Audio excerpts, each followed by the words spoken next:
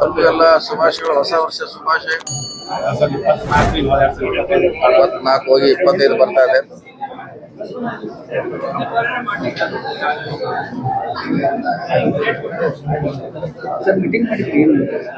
Meeting ನಮ್ಮ 3-4 ತಾಲೂಕುಗಳಲ್ಲಿ micro finance ಕಳೆದ 1 ತಿಂಗಳಿಂದ ಗೊಂದಲ ಸೃಷ್ಟಿಯಾಗಿದೆ. ಸುಮಾರು 15,000 ಜನಕ್ಕೆ ಲೋನ್ ಕೊಟ್ಟಿದ್ದಾರೆ. ಅವ್ರಿಗೆ ಗೊತ್ತಿಲ್ಲದೆ ಅಂದ್ರೆ ಸಬ್ಸಿಡಿ ಬರ್ತದೆ ಅಂತೇಳಿ ಅವ್ರು ಕೊಟ್ಟಿದ್ದಾರೆ. ಆದರೆ ಸಬ್ಸಿಡಿ ಹಣ ಅಲ್ಲ, ಎಲ್ಲ ಲೋನ್ ಹಣ.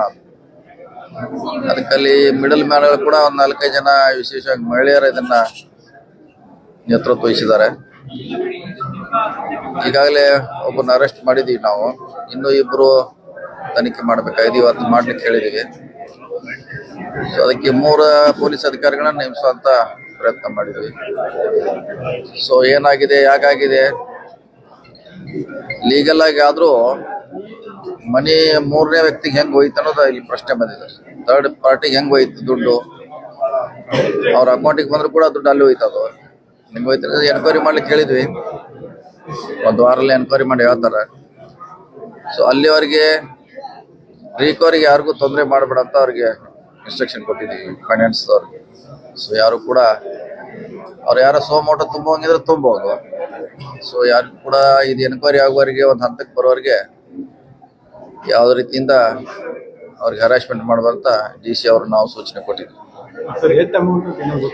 ಸುಮಾರು 100 ಕೋಟಿ ಅಂದಾಜು 15,000 ಮಂದಿಗೆ ಕೊಟ್ಟಿದ್ದಾರೆ ಅವರು.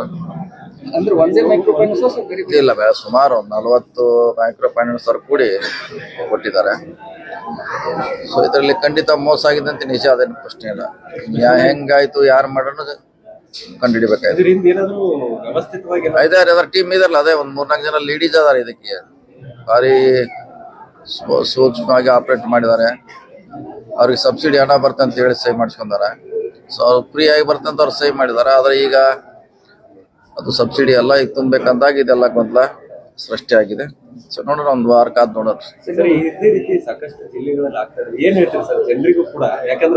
ಇಲ್ಲ, ಮುಂಚೆ ಎಲ್ಲಿ ಆಗಿಲ್ಲ, ಕೇಳಿದ ಅದೇ ಮುಂಚೆ ಫಸ್ಟ್ ಟೈಮ್ ಆಗಿದೆ ಅದು ಬೆಳಗಾವಿ ಜಿಲ್ಲೆಯಲ್ಲಿ. ಸುಮಾರು ನಮ್ಮಲ್ಲಿ ಒಂದು 10 ಲಕ್ಷವರೆಗೆ ಕೊಟ್ಟಿದ್ದಾರೆ ಜನಕ್ಕೆ. ಅದು ಎಲ್ಲೂ ಕೂಡ ಈವರೆಗೆ ಆಗಿಲ್ಲ. ಫಸ್ಟ್ ಟೈಮ್ ಇದು ಒಂದು ತಂಡ ಉಟ್ಕೊಂಡು ಇದು ಮೋಸ ಮಾಡುವಂತ ಪ್ರಯತ್ನ ಮಾಡಿದ್ರೆ ನೋಡೋಣ.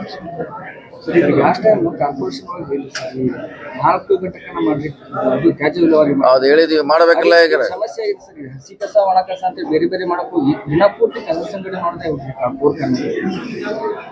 ಸಮಸ್ಯೆ ಆಗಿದೆ, ಮಾಡಬೇಕು. ಯಾಕಂದ್ರೆ ಇನ್ನೂ ಹೆಚ್ಚು ನಾವು ಮೆಕ್ಯಾನಿಸಮ್ ಯೂಸ್ ಮಾಡಬೇಕು. 4 ಗಂಟೆ ಆಗಲೇಬೇಕು.